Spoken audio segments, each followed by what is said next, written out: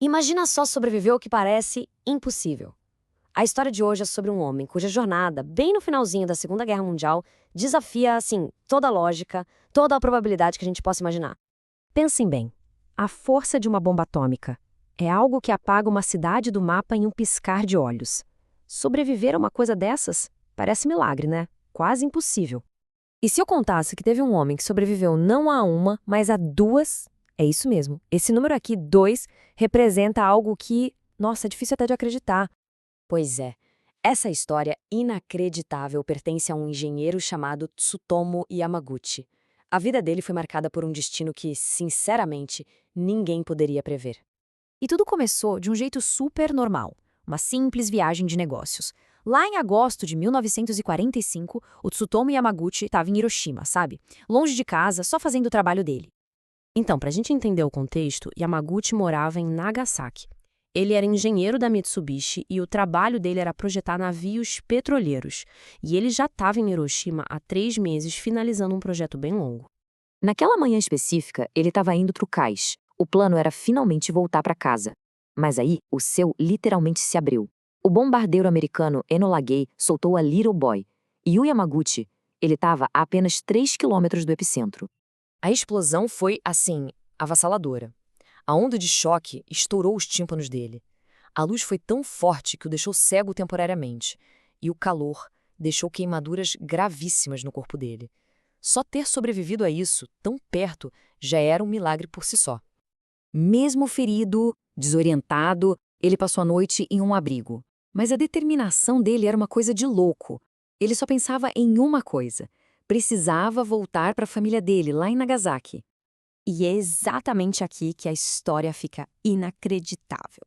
Porque a jornada dele de volta para casa, na verdade, o colocou bem no centro do segundo ato dessa tragédia toda. Olha que surreal! 3 dias depois, no dia 9 de agosto, o Yamaguchi já está no escritório dele em Nagasaki. E ele está contando para o supervisor dele os horrores que ele viu em Hiroshima, quando, de repente, um clarão que ele conhecia muito bem inunda a sala. A segunda bomba, a Fat Man, explode sobre Nagasaki. A história estava se repetindo do jeito mais aterrorizante possível. A coincidência é uma coisa que choca, né? Nos 2 ataques, ele estava exatamente na mesma distância do marco zero, 3 quilômetros.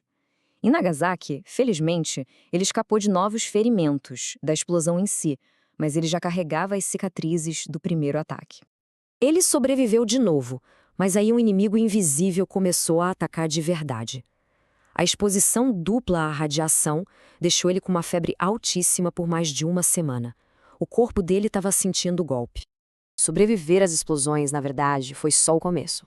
A verdadeira batalha do Yamaguchi, essa luta contra um inimigo que não se vê, ia durar o resto da vida dele. Foi só em 1957 que o governo japonês começou a reconhecer oficialmente o sobrevivente, que eles chamam de Hibakusha. Yamaguchi recebeu esse título, mas olha que curioso, no começo foi só pela experiência dele em Nagasaki. O legado da radiação foi cruel, foi duradouro. A lista de problemas de saúde que ele enfrentou é longa e pesada. Perda de audição no ouvido esquerdo, calvície temporária, cataratas, leucemia aguda. E, no fim, o câncer de estômago que o levou aos 93 anos. E a tragédia não parou nele. A esposa dele que foi exposta à chamada chuva negra radioativa, que é tipo uma cinza contaminada que cai depois da explosão, e os filhos dele também sofreram com problemas de saúde. Foi um impacto que atravessou gerações, sabe? Durante décadas, o Yamaguchi viveu uma vida discreta, quieta. Mas, já mais velho, ele começou a entender que a sobrevivência dele tinha um propósito maior. Ele passou a ver tudo aquilo não como sorte, mas como um destino. Ele sentiu que tinha uma responsabilidade de compartilhar a história dele com o mundo. Essa jornada dele como ativista teve seu ponto alto em 2009. Naquele ano, ele se tornou a única pessoa, a única, oficialmente reconhecida pelo Japão como sobrevivente dos 2 bombardeios. Quando ele recebeu esse reconhecimento, as palavras dele mostraram qual era o verdadeiro propósito, né? Ele disse: "Minha exposição à dupla radiação é agora um registro oficial do governo. Ela pode contar às gerações mais jovens a história de horror dos bombardeios atômicos, mesmo depois que eu morrer." Fortíssimo. E essa se tornou a missão final dele. Usar essa experiência única e extremamente dolorosa para lutar por um mundo sem armas nucleares, para que ninguém mais tivesse que passar pelo que ele passou. As palavras dele carregam um peso imenso. Ele perguntava: eu não consigo entender por que o mundo não consegue entender a agonia das bombas nucleares. Como eles podem continuar a desenvolver essas armas? É uma pergunta simples, mas muito, muito profunda, que mostra a frustração e o apelo dele. A jornada do Tsutomu Yamaguchi deixa uma pergunta que incomoda a gente.